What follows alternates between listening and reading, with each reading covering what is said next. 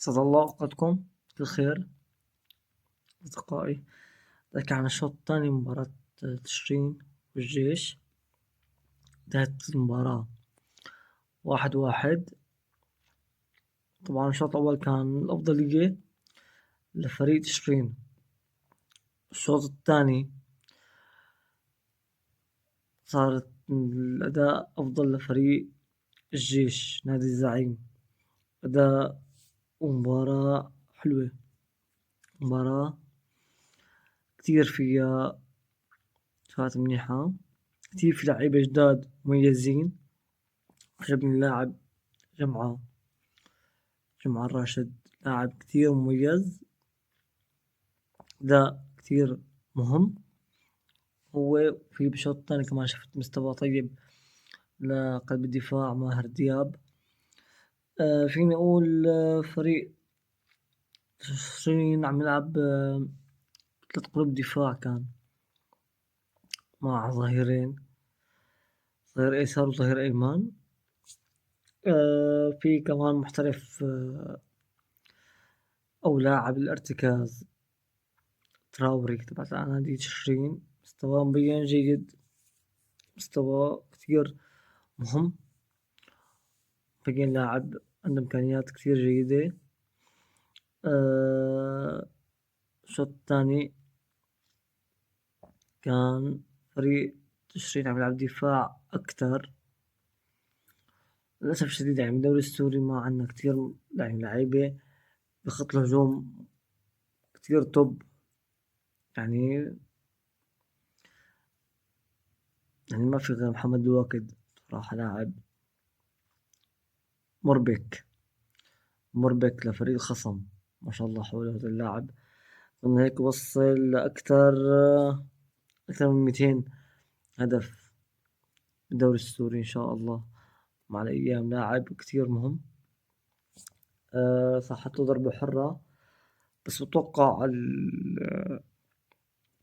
إنه يوم التك ضربة حرة إجته عطاه باص أرضي. طريقة كانت شوي غلط، يعني لو كانت ثابتة كانت أفضل لمحمد واكد يشوط طابع.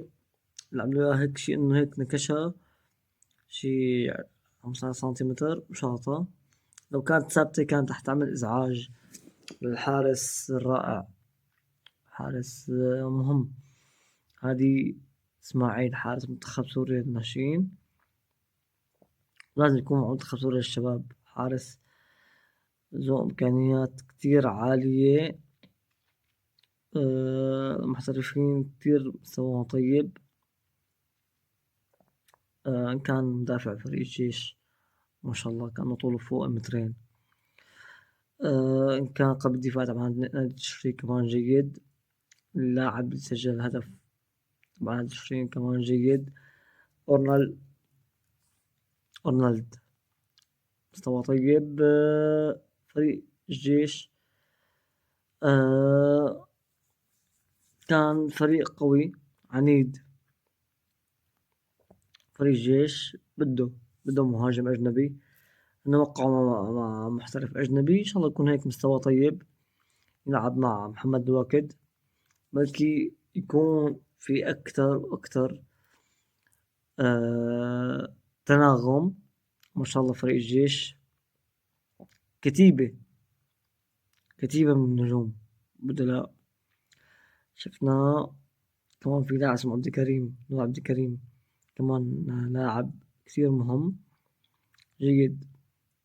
أنا كثير فيديوهات، يعني لازم اللاعب السوري يلعب أكثر من 60 مباراة كل سنة، أكثر من 60 مباراة لحتى يتطور اللاعب. هاي مقولة أستاذنا فريد إبراهيم، أستاذ المدربين بسوريا، مدربين اللي كتير يعني كرة القدم دراسة دراسة. يعني يوم واحد بيروح على دول أوروبية وأجنبية، أمريكا الجنوبية، مرات أوروبا، آسيا، من نخبة مدربين بآسيا بيخرج مدربين. هذا كلام حكاه من زمان، يعني عن جد هذا الشي واقعي. مفيد إنه واحد لاعب يلعب أقل شي 60 مباراة، ولازم الدوري طبعا السنة الجاية يكون عدد أندية أكثر نشوف بلكي نادي الجزيرة، نادي النواعير، نشوف هيك أندية بالدرجة الثانية. لازم السنة ما يكون في هبوط، لازم زيادة عدد المحترفين بالدوري. تدريجيا الدوري بده يقوى، تدريجيا الدوري بده يتحسن تدريجيا. بتمنى هيك من القائمين على التعليق أو مستلمين إنه مين يكون معلق. بتمنى يرجع الأستاذ كبير طلال بوسنلي، خامة كتير جيدة بالتعليق. شفنا رجع تحليل مباريات أستاذ مجد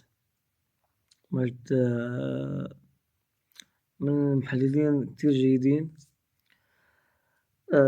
طارق جبان كان شوط تاني بصراحة متفوق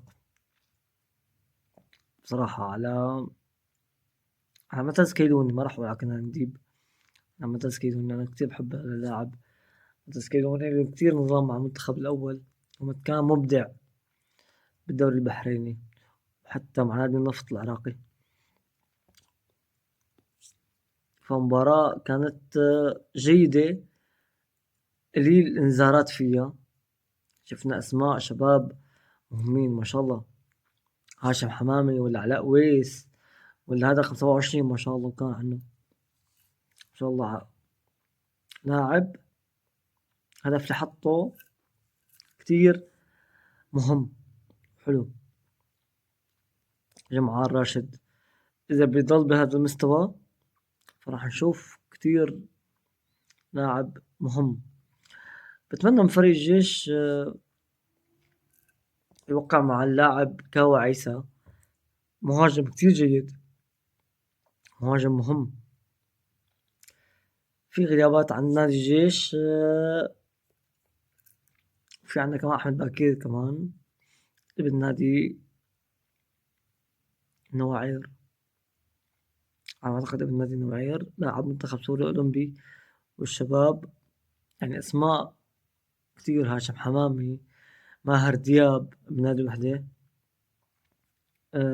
شفنا كمان جهاد بسمار ايه، لاعب نادي كرامة، ابن نادي كرامة، بيلعب ارتكاز وبيلعب قلب دفاع. كان تبديل نزوله اتوقع هو اللي غير شي المباراة بصراحة. مستوى طيب، هو الجيل تبع خالد مبيض، محمود مواس، وعمر خربين، ونصوح نقدلي، ومؤيد عجان، عمرو الجنيات، ومؤيد خولي، شاهر الشاكر، عبد الله الشامي، وعمرو ميداني، عمرو جنيات، اسماء، وحميد ميدو. أتمنى تنحل الأمور، أتمنى تنحل الأمور أكتر وأكتر. يعني مثل لاعب كاو عيسى، يعني هيك لاعب يعني لازم يكون مع فريق درجة ممتازة، يعني لازم يكون موجود مع الجيش. يعني هذا مفيد مع محمد واكد. محمد واكد عن جد يعني ما شاء الله،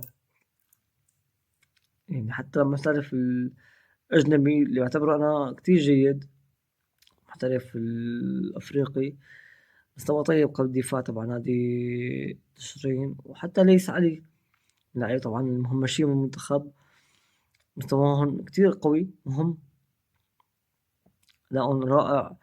قدر محمد واكد بعمر 41 سنة إنه ما شاء الله يعني مستوى طيب. مباراة حلوة، مباراة جيدة المستوى. معلق ظريف ابن حلب الشهباء. آه مباراة ظريفة، ممل إنه ما كان في هيك عدد جمهور كبير. يعني مباراة حلوة ما لها مملة، في فرص. كان الشوط الثاني أغلبية استحواذ الكرة لفريق الجيش عكس الشوط الأول، كان تشرين متفوق. كمان فريق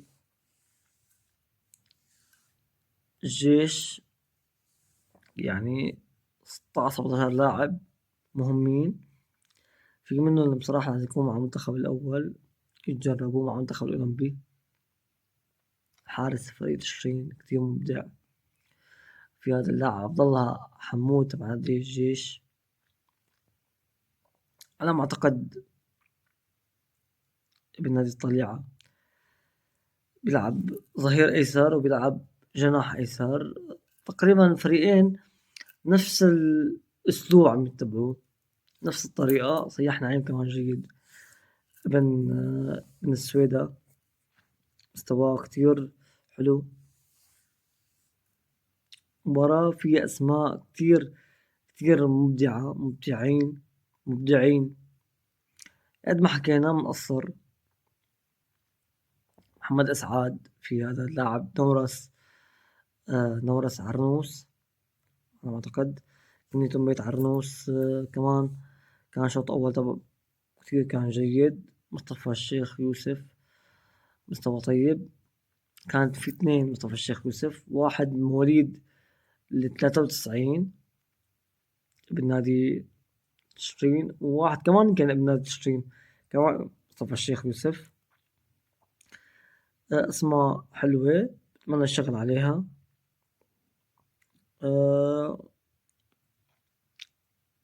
بالنسبة مثل أحمد بيريش، كان الشوط الثاني كان جيد، في أسماء أحسن. في كمان هاشم حمامي كمان نزل، كمان لاعب المنتخب الشباب الأولمبي، حارس كمان لازم عطول يلعب. بصراحة هذا الحارس كتير له مستقبل كتير باهر بالكرة السورية. أنا هيك بالنسبة إلي، مواليد 2008 هو حارس مهم. هاشم حمامي. هذه إسماعيل ما شاء الله، خامة مهمة يجب الاهتمام فيها. بمنتخب سوريا الأولمبي الجديد ومنتخب سوريا للشباب الجديد، حارس عنده إمكانيات، وإن شاء الله هيك مع الأيام يلعب أكتر وأكتر مباريات لحتى نستفاد منه بمنتخباتنا الوطنية.